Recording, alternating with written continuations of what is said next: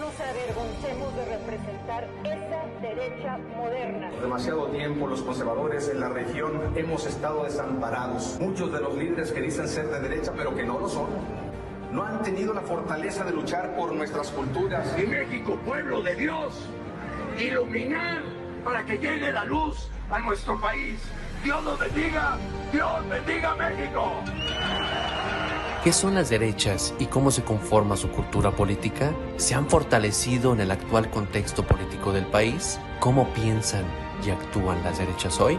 Estás escuchando Democracias en Disputa, un podcast del Programa Universitario de Estudios sobre Democracia, Justicia y Sociedad de la UNAM. Hola, estimadas y estimados escuchas, bienvenidos a nuestra temporada número 2, La derecha en México como oposición, análisis de su cultura política y acción colectiva. El día de hoy les traemos el capítulo La cultura política de las derechas, heterogeneidad, ciclos y repertorios. Yo soy Israel Jurado y me acompaña Isidro Navarro. Bienvenido, Isidro, ¿cómo estás? Hola, Israel, ¿cómo te va? Me da mucho gusto poder estar contigo y acompañarte en este programa para poder platicar también sobre este tema que yo creo que está bien interesante, la cultura política de grupos de derecha. Yo pienso que casi siempre se habla de cultura política en general, en México, Latinoamérica y así, pero en movimientos de derecha.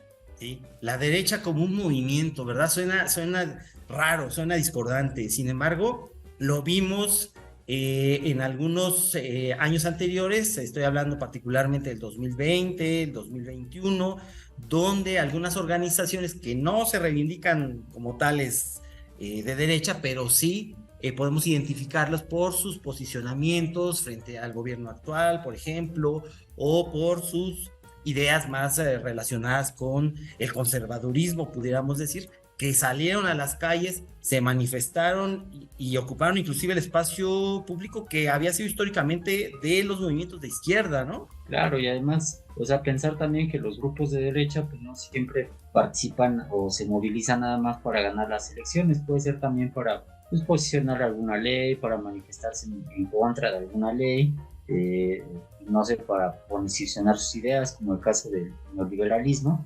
pero pues a lo mejor también eso que pasa aquí en México, que vimos en los años anteriores, no solo pasa aquí, también en otras partes de América Latina, pues no sé, yo creo que es un tema bastante interesante. Sí, efectivamente, ¿no? Creo que estamos ante un panorama donde el espacio público se convierte en un espacio en disputa, ¿no? Donde, pues hay una serie de choque de ideologías, búsqueda de acaparar o de convencer a la ciudadanía por parte de estos grupos de sus propuestas, de sus ideas y de su oposición a los gobiernos que actualmente son considerados como progresistas. Bueno, pues para hablarnos de estos y otros temas, hoy contamos con la participación de un gran experto en el estudio de la conformación de la cultura política en México, en los estudios especializados sobre las derechas,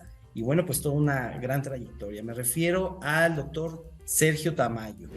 Sergio Tamayo es profesor investigador de la Universidad Autónoma Metropolitana Unidad Azcapotzalco, del área de Teoría y Análisis de la Política, del Departamento de Sociología.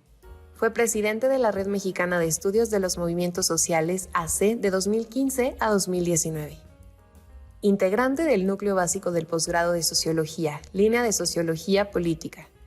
Entre sus publicaciones más recientes están La revolución de las conciencias, resonancias históricas, cultura del disenso y la disputa del poder, y Reposicionamiento político de las derechas, y el breve espacio de la izquierda en un contexto de pandemia. Bienvenido, estimado Sergio Tamayo, ¿cómo estás? Muy bien, muchísimas gracias, Israel, gracias Isidro por la invitación, estoy muy contento de estar con ustedes y platicar, conversar así plácidamente sobre un tema tan de actualidad y tan importante. Nosotros estamos más contentos de contar con tu presencia y bueno, pues Isidro, si tú gustas iniciar con alguna de las preguntas que le queremos hacer al querido Sergio Tamayo, adelante, por favor.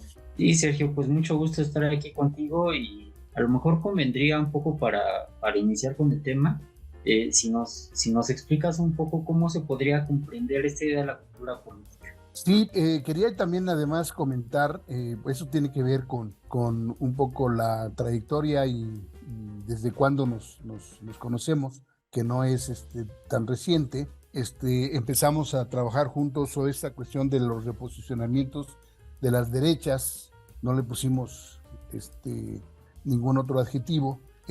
A partir del 2021, me parece, 2020-2021, estábamos en el mero centro de la pandemia por el COVID y realizamos a través de la Red Mexicana de Estudios de los Movimientos Sociales un seminario muy interesante que nos llevó a poder publicar un libro sobre los reposicionamientos de las derechas y el breve espacio de las izquierdas, decíamos, en el contexto de la pandemia, en donde ustedes participaron de manera muy importante, tanto en la coordinación del seminario como en la escritura de sendos artículos y capítulos, y es un libro que ya salió y que además se une con el libro que ustedes mismos desde el programa universitario de estudios sobre democracia, justicia y sociedad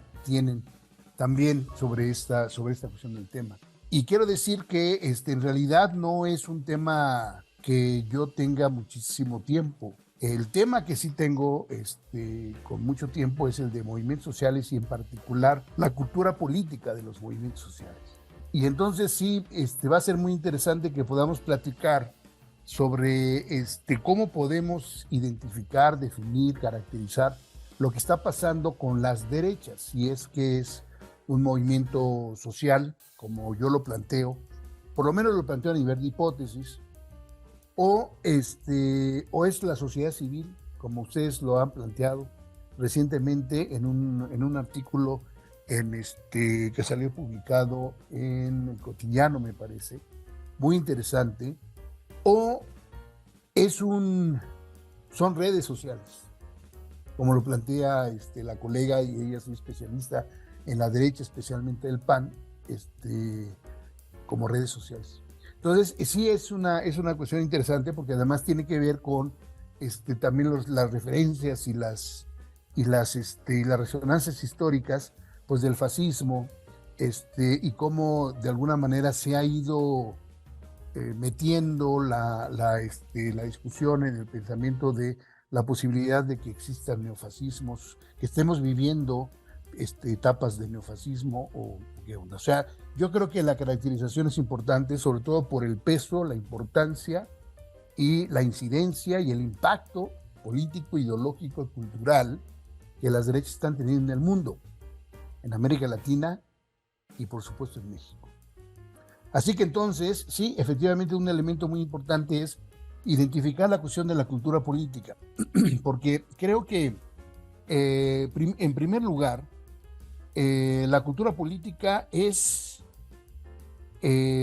a partir del adjetivo política, podríamos decir, es la adjetivación de la cultura, es una adjetivación de la cultura. Y ahí hay otra discusión, ¿no? Publicamos un libro con el doctor Alejandro López Gallegos que se llama Cultura y Política, y la conjunción y la pusimos entre paréntesis, porque para el doctor López Gallegos deberíamos de pensar más en la relación entre cultura y política, y según yo, creo que es importante hablar de cultura política. Y esta diferencia también tiene que ver. Yo creo que por un lado, la cultura podríamos definirla como prácticas y significados sobre la realidad, visiones del mundo, acciones individuales y colectivas con sentido. Eso es la cultura, en términos muy generales, ¿no? Podemos definir también en términos de cómo enciclopédicamente se ha dicho, es el gusto por las bellas artes, o son saberes, creencias y pautas de conducta, o son medios materiales, ¿no? Yo creo que deberíamos de rescatar un poco la discusión, la definición que la disciplina de la antropología tiene, en donde ha definido el concepto central de su objeto de estudio en la cultura, precisamente. Y creo que para la antropología la cultura es además también los medios materiales que para vivir por parte de los individuos, que les permite además relacionarse y comunicarse. Así que entonces la relación entre materia y significados, eso es lo que me parece fundamental. Porque en algunos casos, sobre todo en la visión, en la perspectiva más posmoderna, se ha definido la cultura únicamente a partir de los significados. Y yo creo que hay que asociarla en función de prácticas y significado. Las dos cosas. Entonces, cultura serían formas de acción y formas simbólicas de la acción. Serían como representaciones e imaginarios cargados de valores, creencias, tradiciones, que le dan sentido a nuestra vida, pero también a nuestras acciones y a la manera como nos relacionamos. Entonces, esa es una primera cuestión. La otra entonces sería, ¿y cómo nos vinculamos con la cultura política? ¿Es cultura y política o es cultura política? Yo creo que la cultura se adjetiva un poco desde los años 90, se hablaba sobre todo de una corriente también de la antropología, simbólica y la antropología cultural. Se planteaba la necesidad de adjetivar la cultura para romper sobre todo esta visión y esta definición estrecha y rígida sobre que la cultura es solamente la parte institucional. Y entonces habría que pensar más bien en una diversificación, incluso en pensar en una cultura de la oposición y de la confrontación. Entonces la cultura hay que adjetivarla, y hay que adjetivarla pues en función de los actores, en función de los campos, en función de diferentes condicionamientos de diferente tipo, económico, social, político, etc. Entonces me parece que un elemento importante es eso. A la cultura política podríamos entonces identificarla como si fuera en otro sentido de adjetivación, la cultura juvenil, o la cultura feminista, o la cultura urbana, o la cultura hegemónica, o la cultura popular, o la cultura política. Y entonces habría que diferenciar y reconocer, en primer lugar, que los individuos y los grupos adquieren y practican una cultura diferenciada, a veces distinta, opuesta incluso a la cultura oficial, que podríamos identificar como cultura hegemónica, y que entonces es válido hablar de una contracultura, una cultura contrahegemónica. Incluso recientemente se ha hablado de una cultura alterhegemónica, ¿no? Entonces, si la política son las formas de interacción y comunicación que permiten, en una definición, digamos, más o menos formalista de política, que permite resolver conflictos entre individuos y grupos en términos del debate público, también podríamos pensar que la política es un campo de conflicto, de tensión y de lucha por el poder. Y el poder es la capacidad de dominación que tienen unos sobre otros.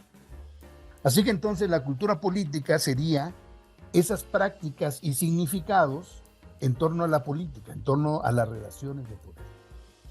Y entonces es más fácil de esa manera pensar entonces cómo analizar los movimientos sociales en general, en particular estamos hablando de las derechas. ¿Cómo analizar los movimientos de derecha? Pues a través de la cultura política, es decir, las prácticas y significados que se generan en torno a las acciones colectivas, a las redes sociales, a las políticas de alianza de estos movimientos de derecha, que de alguna manera tienen el objetivo fundamental de detentar el poder. Ese es el asunto. Y entonces el análisis se vuelve más empírico, digamos, ¿no? Hay más facilidad, digamos, para poder distinguir las características efectivamente de esa derecha, de ese movimiento de derecha, de esa sociedad civil de derecha, de esas redes sociales de derecha, o como lo quisiéramos identificar. Esto que has mencionado sobre las acciones, referidas a pues todo un panorama ideológico, simbólico, creo que es clave, ¿no? Es algo de lo que estábamos mencionando hace un momento Isidro y yo sobre la manifestación de esas formas de pensar en acciones concretas, en salir a la calle, en hacer una serie de actividades.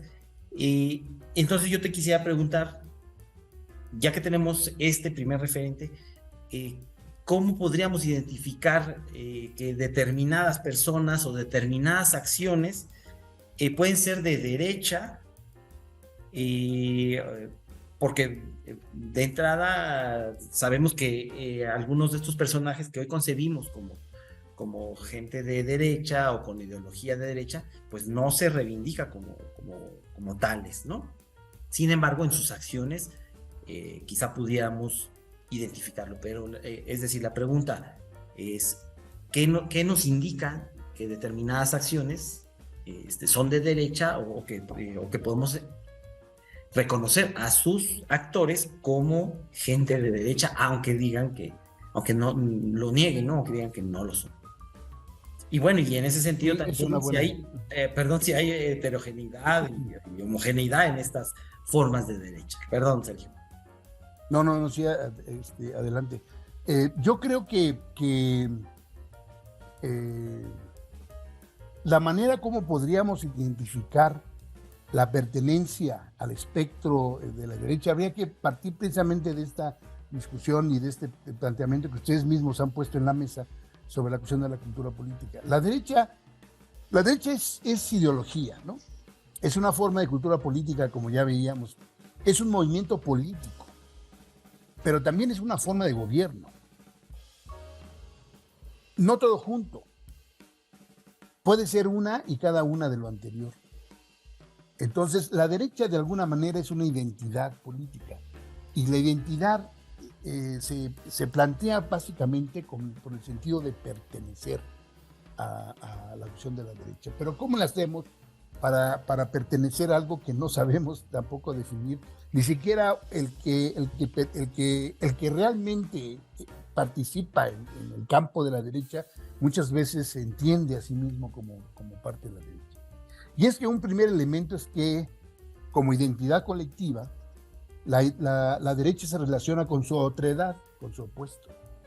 Y también eso nos ayuda a identificar. En el espectro político, esa otredad, ese opuesto, es la izquierda. Y si nos situamos desde la izquierda, también sería una identidad colectiva que además se relacionaría con su otredad o su opuesto, que desde la izquierda sería la derecha. Entonces, ahora el asunto sería cuáles son las bases fundamentales de la identidad de la derecha? Bueno, yo creo que alguien de derecha es alguien que propugna por relaciones sociales que benefician la diferenciación y la distinción de los seres humanos. Eso es. La derecha nunca estará de acuerdo con la búsqueda de la igualdad social. La igualdad de todos los seres humanos, no la concibe. Niega la posibilidad siquiera de que eso pueda darse, la igualdad, ¿no? En todo caso sería una utopía o simplemente imposible. Por lo tanto, reivindica lo contrario, es decir, la libertad del individuo y el libre albedrío. Entonces, el elemento fundamental de oposición es libertad versus igualdad. Ese es el punto. Para mí es el punto central. Eso es lo que nos permite definir a uno u otro. A partir de ahí podemos pensar otras cosas que voy a comentar ahorita, pero para mí es el elemento fundamental. Esto es lo que permite para la derecha el libre albedrío, la felicidad, el trabajo y el esfuerzo individual, y por lo tanto la competencia con otros individuos, y por lo tanto la tensión y la lucha entre individuos, y no la solidaridad y las relaciones de apoyo mutuo. Ese es el punto. Entonces, la diferencia es el resultado de las capacidades diferenciales de cada persona. La igualdad, desde la perspectiva de la derecha, solaparía la irresponsabilidad. Por eso la pobreza sería el resultado de incapacidades personales. Ese es el problema. O sea, de nada sirve combatir la pobreza porque el asunto es más bien hacerles ver a los pobres que son pobres porque son flojos e irresponsables. Así es como se justifica así como se entiende la pobreza. Entonces, las formas de gobierno que utiliza la derecha en general tienen que impulsar la convicción individual y las relaciones privadas, la propiedad privada como el elemento central, ¿no? Y destruir cualquier forma de colectividad, cualquier forma de comunidad, cualquier forma de participación colectiva. Las formas privadas se oponen a las formas públicas y de ahí ya viene todo el engranaje, ¿no? Alguien de derecha es protector del sistema de desigualdad social. Por esa razón, de las formas de gobierno que restringe lo comunitario. Se le teme al cambio social y defiende el statu quo, por lo tanto, que se plantea prácticamente estas formas de relaciones egoístas e individuales, ¿no? La derecha justificaría, por eso decía, la existencia de la pobreza. Y en todo caso combatiría la extrema pobreza porque le es incómoda, pero realmente nunca le interesa resolverla. Esta es la base, yo creo, de la diferencia entre izquierda y derecha. Por eso creo que cuando definimos la cuestión de la derecha, pues hay que también hacer referencia a la izquierda. La izquierda cree que el principal problema del sistema capitalista es la desigualdad social. Por eso es que combate el sistema capitalista. La derecha, si no cree en eso, pues no combate, sino más bien promueve la consolidación del sistema capitalista. Entonces, la diferencia de la humanidad en clases sociales, la diferencia en géneros, en razas, en etnias, es resultado pernicioso de la división social del trabajo, de la división sexual de la dominación, de la división racial de la dominación. Ese es lo que piensa la izquierda. La derecha, lo contrario. Todos somos iguales, sin importar las diferencias y atributos físicos, diría la izquierda, ¿no? Independientemente que unos sean más altos que otros, que unos sean más blancos que otros, que unos sean más culturales que otros. Todos deberíamos contar con la misma posibilidad de tener recursos para vivir dignamente, eso diría la izquierda. La derecha diría no, porque es lo natural, es la diferencia. Ahora, tú me decías, y bueno, y entonces, ¿cómo es la derecha? ¿Es heterogénea, es homogénea, entonces todos igual? Yo digo, no, es muy heterogénea, pero parte de esto, del asunto central de estar en contra de la igualdad. Ese es el elemento central, ese es el elemento básico que identificaría a toda la derecha. Entonces, la principal diferencia con la derecha es su defensa recalcitrante del individuo, pero se expresa a través de otros rasgos culturales, que a veces, que hay que decirlo, comparte con la izquierda.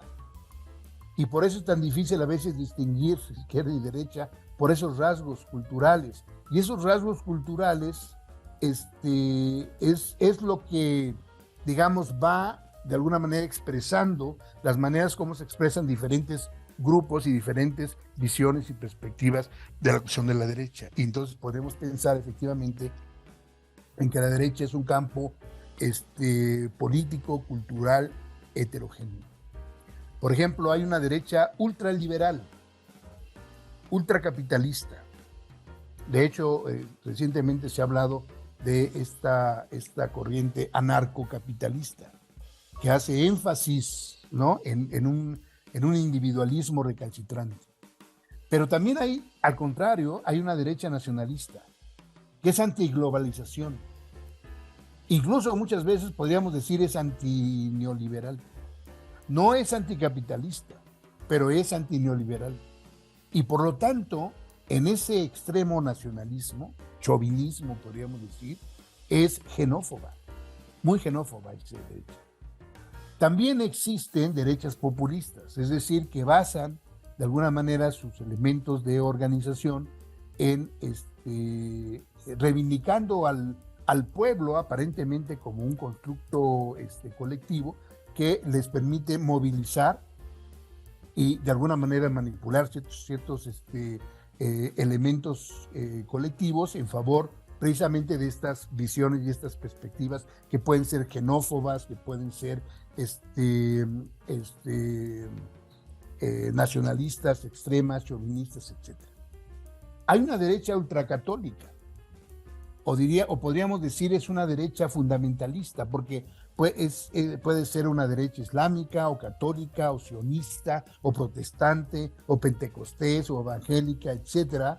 Es decir, aquellos que de alguna manera ponen como el elemento central los valores fundamentales de la divinidad por sobre las relaciones sociales, ¿no? Y por sobre la humanidad. Hay una derecha racista. Yo creo que toda la derecha tiene un gramo de racismo, toda.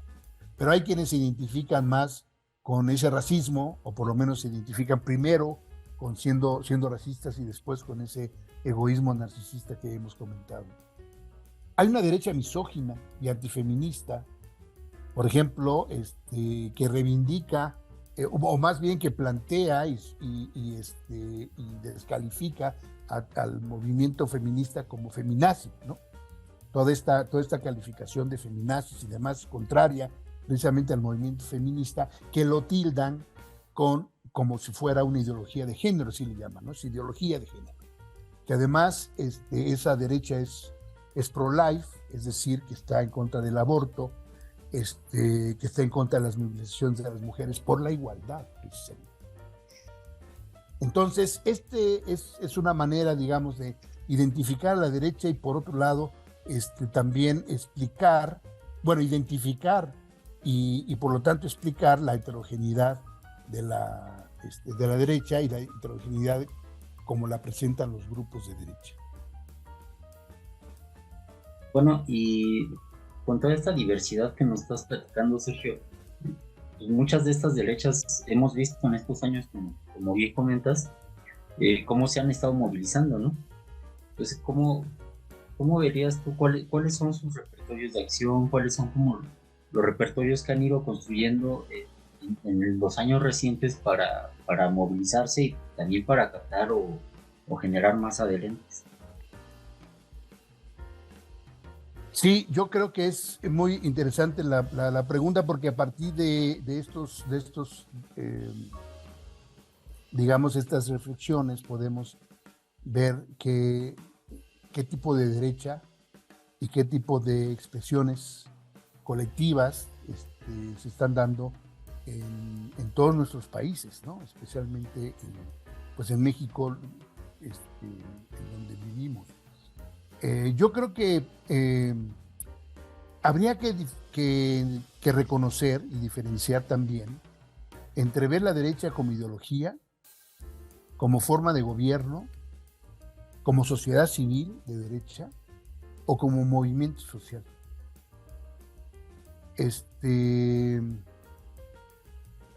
Yo, como les decía, he estudiado mucho la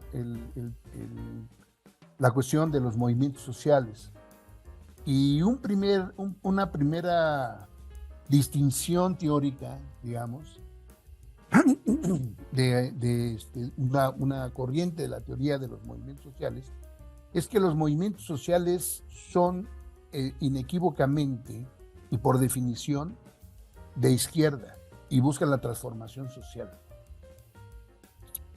Y la transformación social ya tiene una definición también, es decir, están buscando la revolución, están buscando el progreso, están buscando la mejoría. Y por lo tanto los movimientos sociales son de izquierda.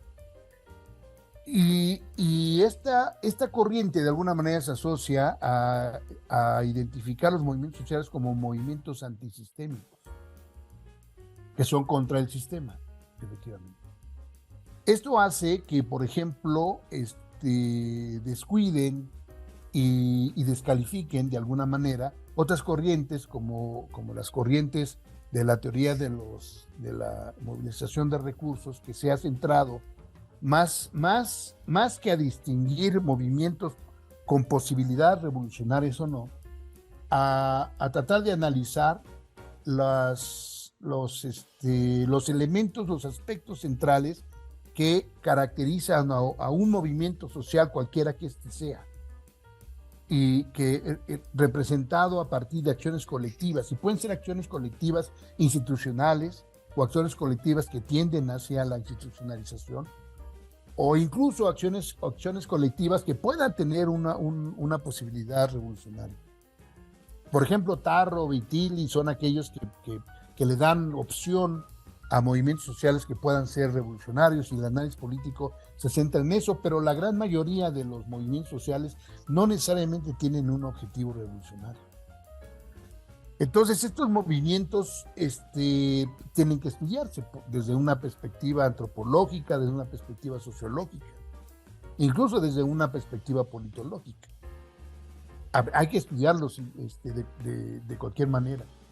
Entonces, el asunto es de que para aquellos que consideran que los movimientos sociales son movimientos antisistémicos, cualquier movimiento, especialmente de derecha, se considera como contramovimiento, o movimientos que son contrarios a los movimientos sociales, y por lo tanto no se consideran movimientos sociales. Y entonces, en algunos casos, por ejemplo, Viviorca, que es de la corriente tureniana reciente de los movimientos, se plantea así, efectivamente, y entonces todo lo que son fundamentalismos, por ejemplo, o todos los que son recalcitrantemente comunitaristas, tradicionalistas, conservadores, etcétera, no son considerados movimientos sociales, sino contramovimientos. Entonces, ahí hay un problema, porque yo creo que no. Esa es la diferencia. Si nosotros definimos desde una perspectiva un poco más neutral, desde la perspectiva de Chinetaro, que son movimientos, son un conjunto de acciones colectivas que construyen redes sociales, que se plantean alianzas y estructuras de organización importantes, que tienen liderazgos, que tienen objetivos, que definen agravios, etcétera. Hasta ahí podemos entonces identificar que puede haber movimientos sociales de derecha o movimientos de izquierda. Entonces, el asunto, por ejemplo, en el caso mexicano, por eso yo digo que se está constituyendo un movimiento de derecha. No me estoy planteando a nivel histórico, sino me estoy planteando a nivel del 2018, digamos, sociológicamente. A partir del 2018 se ha ido construyendo, ¿no?, de manera con muchos obstáculos. Muchas organizaciones de diferente tipo han ido tratando de ir construyendo un movimiento social, o llámale un movimiento de oposición, pues, ¿no? Un movimiento de oposición de derecha. Entonces, ahí está el punto. Ahora, el asunto es que la derecha era gobierno en este país. Y la derecha dejó de ser gobierno en 2018. Eso tendríamos que reconocer en primer lugar para poder ubicar el asunto, ¿no? Y entonces ya dejó de ser gobierno, pero aún detenta ciertos espacios del poder republicano. Por ejemplo, tienen todavía elementos en el poder judicial, lo estamos viendo. Tiene algunos escaños todavía del Congreso tan importantes que no ha permitido efectivamente que pasen las iniciativas de ley con facilidad. Tienen todavía congresos locales, hay gobiernos estatales muy reducidos, pero todavía lo tienen. Y además se movilizan en alianza con otras fuerzas. O sea, son empresarios. Son, empresarios tanto en lo personal como además corporaciones empresariales. Son asociaciones civiles. Son partidos políticos. Son personalidades. Son intelectuales orgánicos. Son medios de comunicación. Conforman redes, alianzas, repertorios de movilización a partir de un agravio identificado y con el objetivo de detentar el poder. Luego, entonces, son movimientos. Ahora sí que como dicen por ahí, ¿no? Algún meme. Si come como movimiento, si camina como movimiento, si brinca como movimiento, es un movimiento, ¿no? Entonces, por eso pienso que sí es posible. Ahora, pensar que lo que vivimos es sociedad civil, yo digo que está bien, pero significaría únicamente centrarse en uno de los actores, que son las asociaciones civiles, de todo este conjunto. Para mí ese es el punto. O pensar, por ejemplo, que pensar en redes, también yo digo está bien. Sería, digamos, como más acotado y más pragmático desde mi perspectiva, porque los movimientos son redes, además de otras cosas.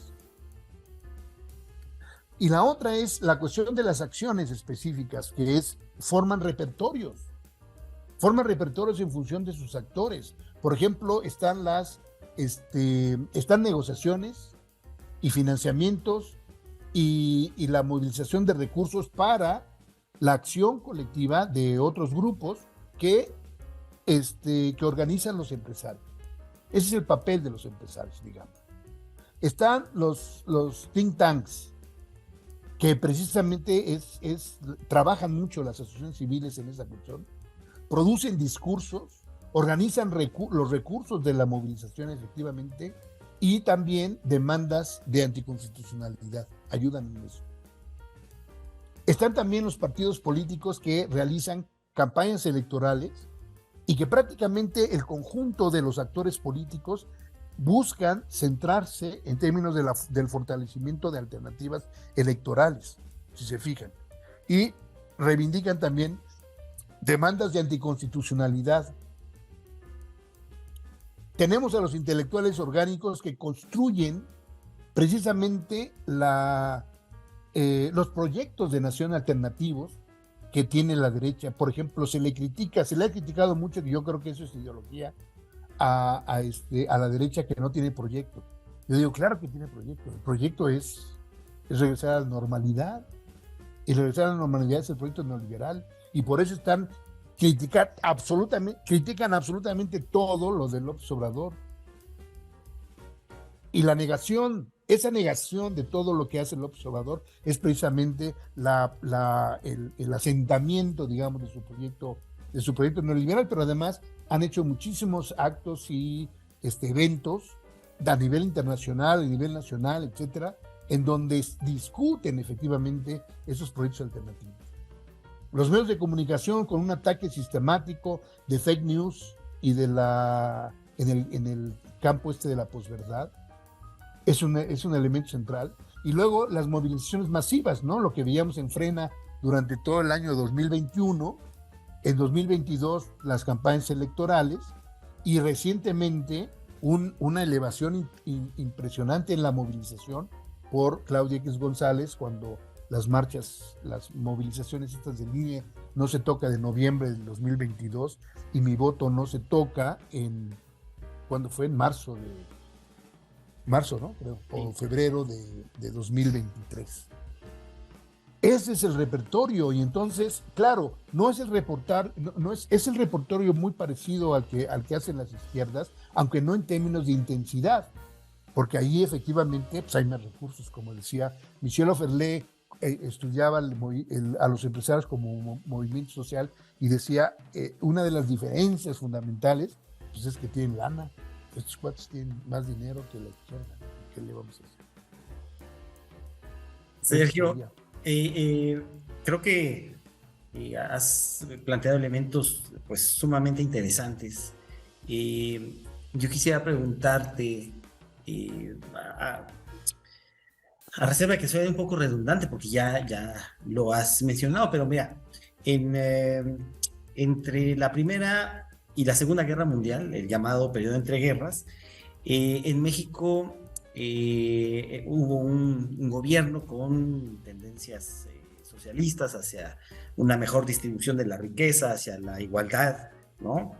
Hacia la protección a los movimientos obreros. Me refiero al cardenismo, ¿no? Y durante ese periodo hubo una serie de movilizaciones de los grupos de la derecha con toda esta diversidad que tú ya has mencionado, porque algunos desde lo religioso, algunos desde lo empresarial. Me refiero al movimiento sinarquista. Al final de cuentas aparece el Partido Acción Nacional.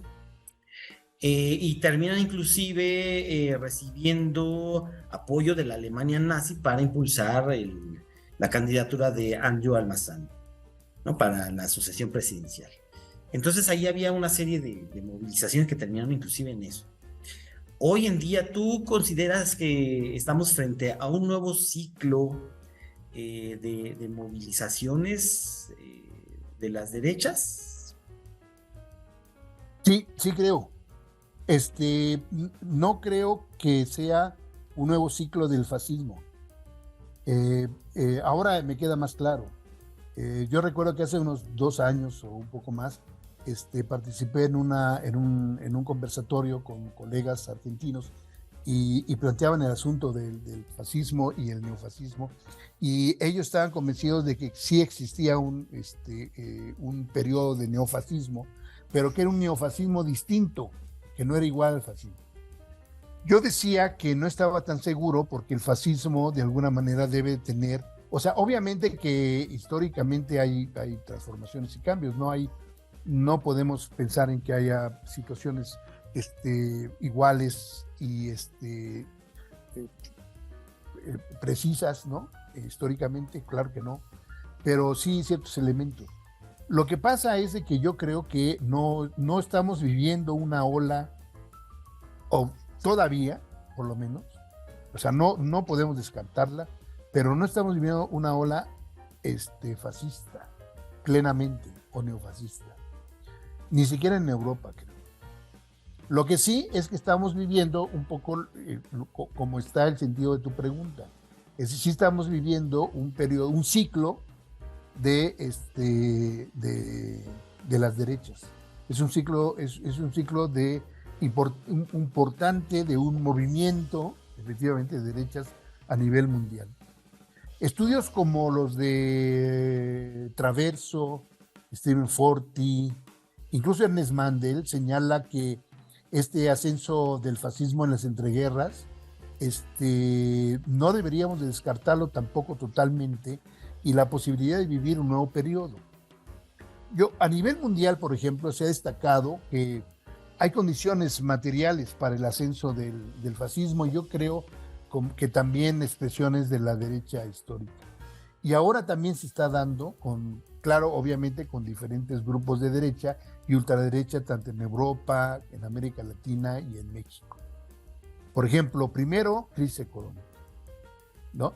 La crisis económica que afectó, que en muchos casos se ha planteado como la peor crisis económica, incluso en comparación con la crisis del 29, que fue la del 2008, y que impactó realmente, especialmente Estados Unidos y Europa. Entonces, ese es un primer elemento. El segundo es, y que todavía tenemos los efectos perniciosos de esa crisis. Tenemos, y que se expresa además en el segundo punto que quería plantearte, que son las crisis de las migraciones transnacionales, ¿no? Y que esas crisis de migraciones nacionales fueron efectivamente de revueltas y revoluciones que se dieron como efecto inmediato de esa crisis. Por ejemplo, la primavera árabe, la crisis económica tremenda en Grecia, el problema en España, en Francia, en Estados Unidos, con movimientos como el 15M español, los chalecos amarillos en Francia, el problema del partido Syriza en Grecia, las explosiones en el Medio Oriente que constituyó en la primavera árabe, el Somos 99%, ¿no? El Occupy Wall Street.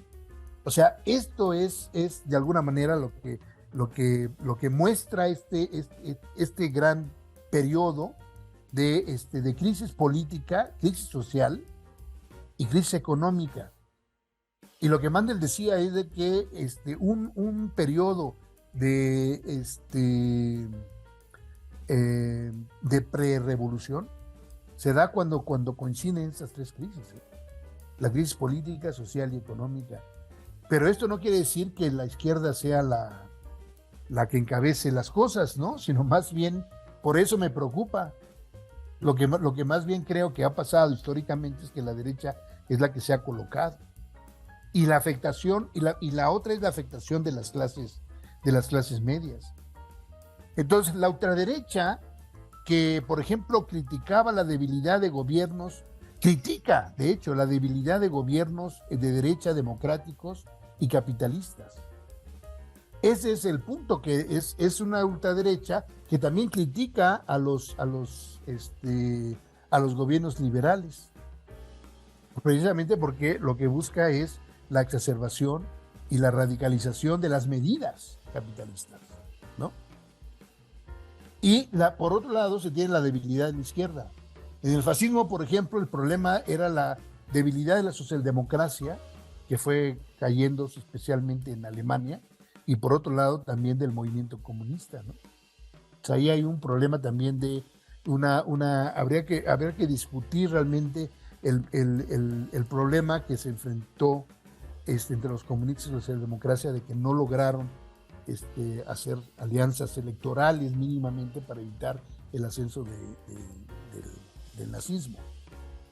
En el caso de América Latina, pienso, el ciclo también se ha abierto, pero fíjate, aquí en el caso de América Latina es interesante porque el ciclo se abrió con los progresismos, que representaría de alguna manera la presencia y una fuerza importante de la izquierda moderada, del tipo de la socialdemocracia, yo diría, histórica, ¿no? Que además se extendió desde el 2005 más o menos, o poco antes, si situamos Venezuela, hasta el 2015. Y ahí los grandes teóricos dijeron ya, se cerró el ciclo de los progresismos. Y por eso cuando de repente llega López Obrador en 2018 dijeron, ese es un progresismo tardío. Y entonces empezaron a definir el cambio de régimen con López Obrador como progresismo tardío. Pero de repente, en el 2019, empezó otra vez la segunda oleada de los progresismos. Un tanto desdibujados, digamos, después de los golpes de Estado, después de las presiones de esa ultraderecha en Brasil, en Argentina, en Bolivia, en Chile, en Ecuador, pero que finalmente se vieron refrendados por esta segunda ola de progresismos en estos países que vivimos actualmente, más Venezuela, y donde ahora sí México estaría incluido. Pero eso no quiere decir que hayan ganado y que ya están bien contentos, sino más bien tienen una derecha fuerte, fortalecida, que está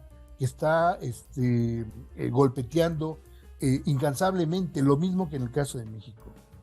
Y bueno, en el caso de México yo estoy estudiando precisamente este ciclo de protesta desde el 2018 hasta el 2024. Quiero entender un poco cómo se va a dar el ciclo de protesta de la derecha, de la oposición de derecha, y que se ve muy claramente, ¿no? Desde el triunfo de López Obrador, gravemente extendido, digo yo, durante la pandemia del COVID.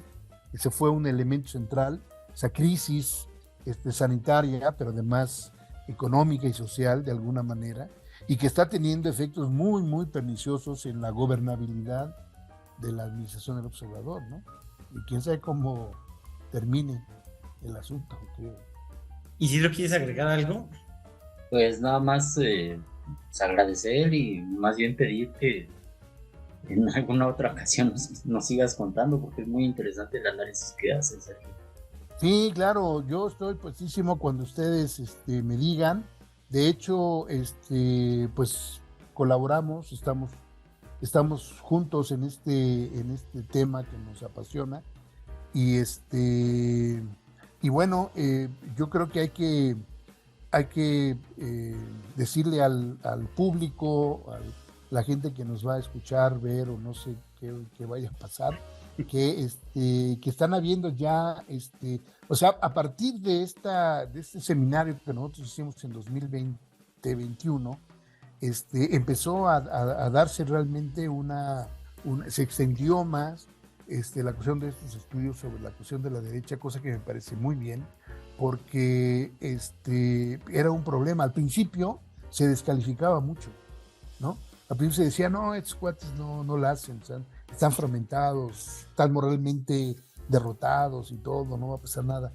Y no, yo decía, no, eso no puede, esto no, pues están haciendo. Es precisamente esta definición del propio Alberoni cuando dice, el movimiento es un estado naciente, es un estado que está construyéndose, pues. Eso es lo que estaban construyendo, y por eso es que me parece que la definición de movimiento social puede caber hipótesis, ¿verdad? Y entonces pues hay que promover las publicaciones que tenemos. Así es, estimado Sergio, pues escenarios de crisis económica, crisis global, posfascismos, posverdad. Bueno, estamos ante una realidad bastante compleja, pero que definitivamente está apuntalando hacia la organización de estos grupos que están encontrando puntos de encuentro y se están movilizando para dar una disputa donde buscarán recuperar privilegios o afianzar de manera más contundente los sistemas de desigualdades, ¿no, Isidro? Pues eso, pero también pues a lo mejor pensarle que era parte de las preguntas que desde ese seminario comenta Sergio nos hacíamos, bueno, algunos nos hacíamos, cómo estos grupos de privilegio o con posiciones de poder logran convocar a personas de diferentes estratos sociales, de manera que pues si algunas manifestaciones en 2020 eran más o menos reducidas, que tenían por eso esta impresión de que está desmembrado todo y no hay autoridad moral y demás, pues de pronto empieza a haber manifestaciones que ya son más nutridas, ¿no? Como las recientes del INE. Entonces ahí habría que preguntarnos en términos de cultura política cómo esto se va permeando también, que es justo una de las, más bien la línea de la investigación que presenta este podcast. Así es. Xenofobia, llamados al odio, toda una serie de elementos que dijéramos, pues no podrán tener eco, pero pues como dices, de alguna manera están logrando hacer sentido en distintos sectores sociales, en distintas clases sociales, y bueno, pues están logrando convocatoria, ¿no? Aunque además deben de tener otra serie de elementos para ir allí logrando esa participación, aunque sea en sus movilizaciones, ya que como grupos que promueven el elitismo, bueno, pues no permiten una participación más colectiva ya en lo que son las tomas de decisiones o la construcción de sus propios proyectos políticos. Bueno, pues agradecemos muchísimo la participación de nuestro querido amigo y colega Sergio Tamayo, y con esto hemos llegado al final de este espacio de Culturas Políticas y Democracias en Disputa, en el que en cada emisión escucharemos las reflexiones de los expertos y las expertas que nos permitirán comprender las coyunturas políticas actuales y los rumbos que está tomando la construcción de la democracia en nuestro país y en nuestra región. Pues sí, muchísimas gracias, querido Sergio, y por recordar también a nuestro amable auditorio, si quieren conocer más sobre esto y otros temas, pues la invitación a conocer la plataforma digital interactiva Culturas Políticas y la Derecha en México como oposición, análisis de su cultura política y acción colectiva, que van a poder visitar en la página electrónica del Programa Universitario de Estudios sobre Democracia, Justicia y Sociedad, www.puets.unam.mx. Muchísimas gracias a todos y nos vemos en la próxima emisión. Gracias, querido Sergio. Muchas gracias a ustedes. Los felicito por el trabajo que están haciendo en el programa de estudios universitarios. Muchas gracias. Nos vemos. Nos vemos. Este podcast es parte del proyecto de investigación sobre culturas políticas y democracia, realizado por el Programa Universitario de Estudios sobre Democracia, Justicia y Sociedad de la UNAM con el generoso apoyo del Consejo Nacional de Humanidades, Ciencias y Tecnologías, CONACYT. Conoce nuestro estudio completo en la plataforma digital interactiva Culturas Políticas de Grupos de Derecha en México, disponible en www.puets.unam.mx.